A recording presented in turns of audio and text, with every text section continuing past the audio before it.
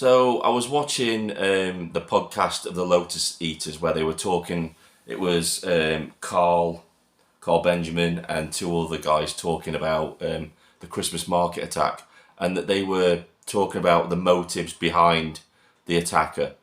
And Carl Benjamin was bringing up that the man that did the attack, the doctor that drove past all the barriers and then rammed his car into a crowd of German Christmas people that were celebrating Christmas.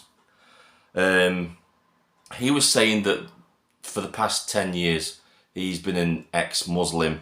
He's been, he's a fan of Tommy Robinson, the ADF, which is like a right-wing political party over in Germany. And it was kind of like, I think it was a not being able to see the wood for the trees moment for Carl Benjamin, because he was saying that, well, he seems to be legitimately an ex-Muslim and on the right of politics. And I don't think he really understands that if you're an insurgent and you've been sent to a particular country to commit a terror attack and you're a sleeper agent, which is probably what this guy was, you are going to use camouflage. You're going to use camouflage for your life. You're going to build up an entire backstory to throw off security services and anybody that's, watching out for these sort of people. So what's the best way to do that? Is the best way to do that to be the very thing that you're not supposed to be, an apostate to Islam. Be anti-Islamic, ingratiate yourself with anti-Islamic movements and things like that as camouflage, to camouflage your real intention for being in the country. Is that what they're doing? Because they're like spies. They're just like spies. They create themselves an identity and they build that identity over sometimes years, sometimes decades. They can just live a normal life. I mean, a good case of this was down the road from me here in Chesterfield. We had a fish and chip shop above it. Guy there for years, absolutely years. Unbeknownst to everybody in Chesterfield, he had a bomb making shop above his fish and chip shop and was planning to hit local Christmas markets from that location. Again, these people are clever.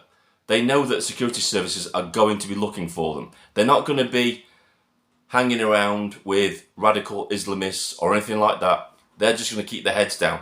And like I said, they will use anti-Islamic organisations as camouflage for themselves. They'll join groups like the ADF, or they'll get involved in movements like what Geert Wilders is doing, or Tommy Robinson, to throw security services off the scent of what their real intentions are. And then we know what his real intentions were, because if he was really anti-Islamic, then why did he target a Christian Christmas market? It's because right up until the last minute he was camouflaged. He was camouflaged in this life that he built for himself, this fake life of being anti-Islamic, when he was anything but. And you just have to use your common sense about it. It's just tactics, isn't it?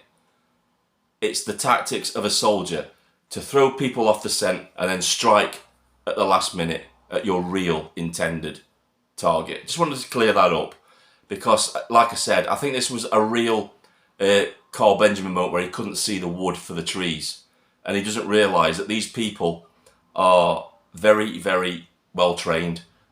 Sometimes they will lay dormant for decades before they strike their targets, and we should be worried, because there are lots of people like this in our countries.